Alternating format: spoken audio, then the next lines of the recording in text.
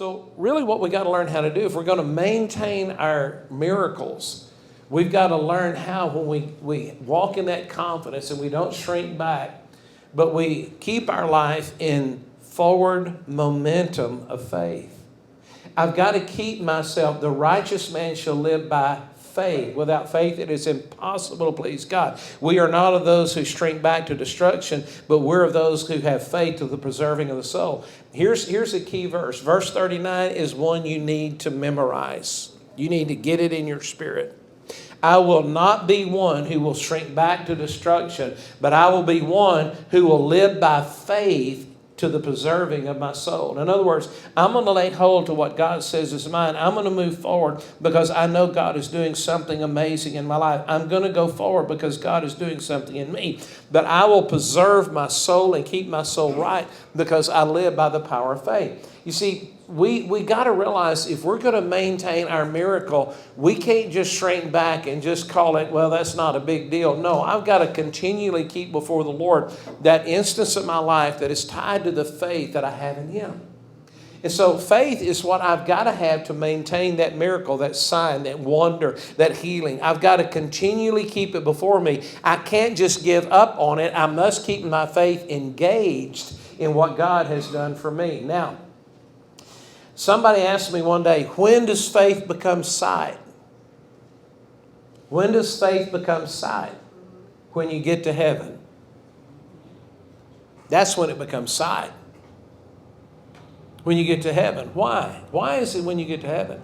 Because heaven is a place of perfection, completion, where everything is full. You know, we live by faith. Everything that we have in this earth, we're thankful, and we keep our mindset on the things that we possess by faith. But you got to understand, there's never a point you will ever give up on faith for what God is doing. You keep faithing until you get to heaven. Does that make sense?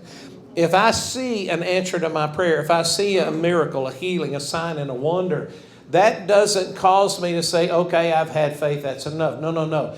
What that does is that spurs me on to a greater faith for the next opportunity where I will be able to see more. So I'm trying to say it like this. You haven't seen it all until you get to heaven. Got it? There is always more to see in our walk with the Lord. And you may make a trip to heaven or two like I have. That doesn't mean that your faith has become sight.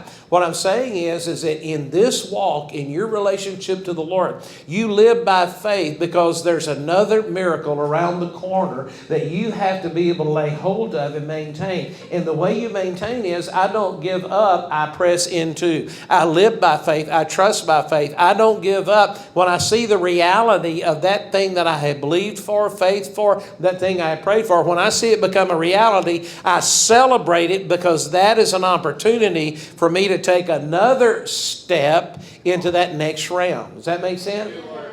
So faith is not a one-time deal and it's over, guys. It's a whole lifetime. It's a walk with the Lord. I tell people all the time, faith is not just something you do every now and then. Faith is what you get to do every day. And every time I see a fulfillment and an answer to prayer and a fulfillment of what God does in faith, I celebrate, and then I start looking for the next chance I can believe God for something, sow a seed for something, step into something, believe God for something. Every time I hear a story of a first fruit, I want to go give another first fruit. You know why? Because that stirs my faith. When I hear a miracle like you talked about, it makes me, I'm excited now about going praying for some kids out there this weekend where I'm going to be. I'm going to go pray and lay hands on a kid, and he's going to get set free from some pharmaceutical medications the psychiatrist gave him. Because of your testimony. You know what your testimony did? It made me faith for the next thing. I'm celebrating with you. I'm excited about you. I'm excited about the girl who got off the 12 medications and now she's pregnant, doctor. I'm excited about that. But you know what? I don't stop there. I have faith for the next deal. Okay, you're stirring me up to go believe for that next thing.